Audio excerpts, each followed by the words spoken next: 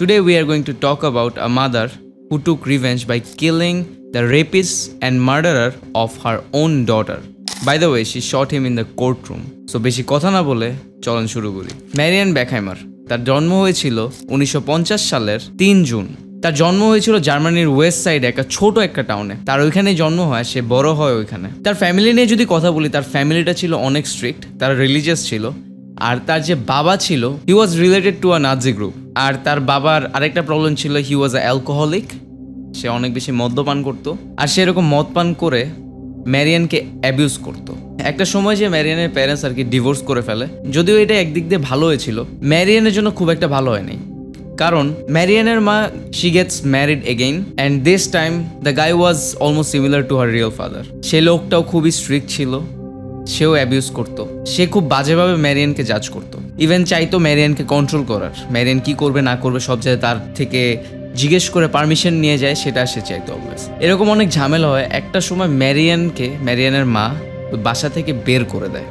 1966-এ যখন ম্যারিয়ানের 16 বছর ছিল, she gets pregnant with her first child. যদিও সে প্রেগনেন্ট হয়ে যায়, তার বাচ্চাও হয়, বাট সেই বাচ্চাটাকে রেজ করার মতো তার ফাইন্যান্সিয়াল অবস্থা ছিল না। She was not ready for a child. সে তার প্রথম বাচ্চাকে অ্যাডপশনের জন্য দিয়ে দেয়, বাট তার আবার প্রেগনেন্ট হইতে খুব বেশি দিন লাগে না।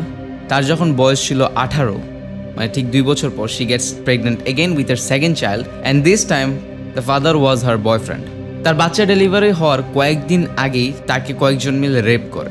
তার ওই ইনসিডেন্টের পরে আসলে কিছুটা তার ট্রমাটাইজিং লাগে, অ্যান্ড সব মিলায় সে আবার তার সেকেন্ড চাইল্ডকেও অ্যাডপশনের জন্য দিয়ে দেয়। ম্যারিয়ান একটা জব করা শুরু করে, সেটা হচ্ছে একটা পাবের জব, আর পাবটার নাম ছিল হচ্ছে টোপাসা। ইভেনচুয়ালি ওই পাবের যে ম্যানেজার থাকে, ওই ম্যানেজারের সাথে ম্যারিয়ানের একটা রিলেশন বিল্ড হয়, অ্যান্ড তাদের এই রিলেশনটা অনেকদিন চলে। At the age of 22, Marianne gets pregnant again. On 14 November 1972, her third child, Anna, was born. আর অ্যানা জন্ম হওয়ার পরে সে আগে থেকে ডিসিশন নিয়ে রেখেছিল যে আসলে অ্যানাকে সে রেজ করবে। তার যত সবকিছু স্ট্যাবিলিটি চলে আসছে, সে অ্যানাকে পুরোপুরি নিজে রেজ করবে। যদিও সেই ম্যানেজারের সাথে তার ছাড়াছাড়ি হয়ে যায়, সে একজন সিঙ্গেল মাদার হয়ে যায়, আর প্ল্যান করে সে অ্যানাকে রেজ করার। But here is the issue, Anna যত বড় হইতে থাকে, তার বেশিরভাগ সময় কাটে রাস্তাঘাটে অথবা তার মায়ের পাবে। একদিকে তার মা হচ্ছে কাস্টমারদেরকে নিয়ে পার্টি করে, সে আরেকদিকে আরেক রুমে ঘুমাচ্ছে। সো আসলে অ্যানা কখনো রিয়েল ফ্যামিলি টাইমটা পায় নাই। আর অফকোর্স এই ইনফরমেশনটা পাওয়া গেছে ম্যারিয়ানের একটা ক্লোজ ফ্রেন্ড থেকে। 5 মে 1980, অ্যানার তার মায়ের সাথে ঝগড়া হয়, আর সে সেদিনকে স্কুলে যায় না। সে রাস্তায় রাস্তায় ঘুরে বেড়ায়, আর ওই সময় তাকে একটা লোক তুলে নিয়ে যায়, যার নাম ছিল ক্লাউস গ্রাবস্কি।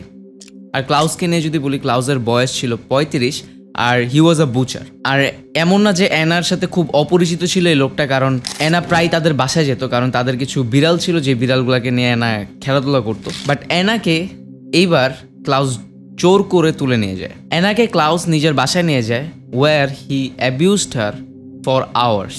তাকে ঘন্টার পর ঘন্টা আটকায় রেখে তাকে ওখানে অ্যাবিউজ করা হয়। জাস্ট অ্যাবিউজ না, অ্যাবিউজ করার একটা পর্যায়ে যে ক্লাউস তার নিজের ক্লাউসের ফিয়ান্সে ছিল, তার ফিয়ান্সের সক্সের মতো একটা ইনার পরে, I am not exactly sure, মেয়েরা পরে তখন এগুলো আসলে ওই টাইমটাতে অনেক বেশি পপুলার ছিল। ওইরকম একটা সকের মতো আর কি, ওইরকম একটা বড় একটা কাপড় ছিল, ওই কাপড়টা দিয়ে অ্যানার গলায় আটকায় তাকে ফাঁস দিয়ে মেরে ফেলা হয়। আর ক্লাউসের নিজের ফিয়ান্সেই ক্লাউসকে পুলিশের কাছে নিয়ে যায়, যেহেতু অ্যানা কয়েকদিন ধরে নিখোঁজ ছিল, আর যেহেতু পুলিশ স্টেশনের কাছেও নিউজ এসেছে যে একটা বাচ্চাকে মেরে ফেলা হয়েছে। ম্যারিয়ান ওখানে চলে যায়। প্রথমে ক্লাউস যে পুলিশের ওখানে যে মিথ্যা কথা বলে যে অ্যানার সাথে ও কিছু করে নাই, বাট অ্যানা নাকি ওকে শুধু শুধু ব্ল্যাকমেল করতেছিল যে পুলিশকে বলে দিবে যে ও অ্যাবিউজ করছে। আর ক্লাউস এটা নিয়ে ভয় পেয়েছে, কারণ ক্লাউসের পাস্টে এরকম 2টা মেয়েকে অ্যাবিউজ করার রেকর্ড আছে। 6 মার্চ 1981, ততদিন এই কেসটা চলছিল।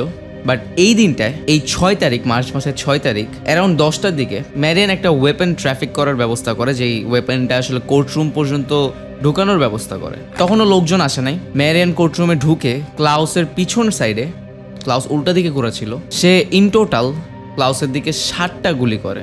যদিও 7টা গুলি ক্লাউসকে হিট করে না, অনলি 6টা করে, বাট ক্লাউস ওইখানে মারা যায়। অনেকজন এসে ম্যারিয়ানকে থামায়, আপনারা ভিডিও দেখতে পারবেন, ভিডিওটা পর্যন্ত আছে, কারণ কোর্টরুমের ওই সময় সব কিছু রেকর্ড করা হয়েছিল। দেন ম্যারিয়ানকে শাস্তি দেওয়া হয়, যেহেতু সে নিজে হাতে খুন করেছে, তাকে 6 বছরের একটা শাস্তি দেওয়া হয়।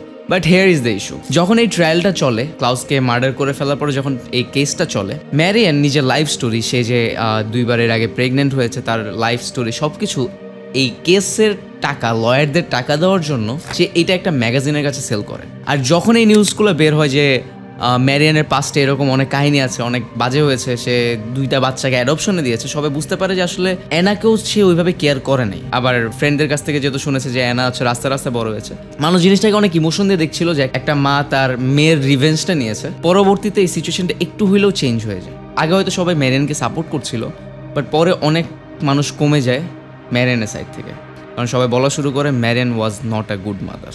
ক্লাউসকে গুলি করার পরে ম্যারিয়ান তার স্টেটমেন্টে লেখে, this is for you Anna. The whole story is sad, অনেক স্যাড একটা স্টোরি। যদিও আমি এই ফুটেজটাই যে গুলি করার ফুটেজটা অনেকদিন ধরে দেখছি, বাংলাদেশের ফেসবুকে অনেকগুলো পেজে ভাইরাল যাচ্ছে, so I wanted to talk about this. So I hope you guys liked it. I will see you guys in the next video.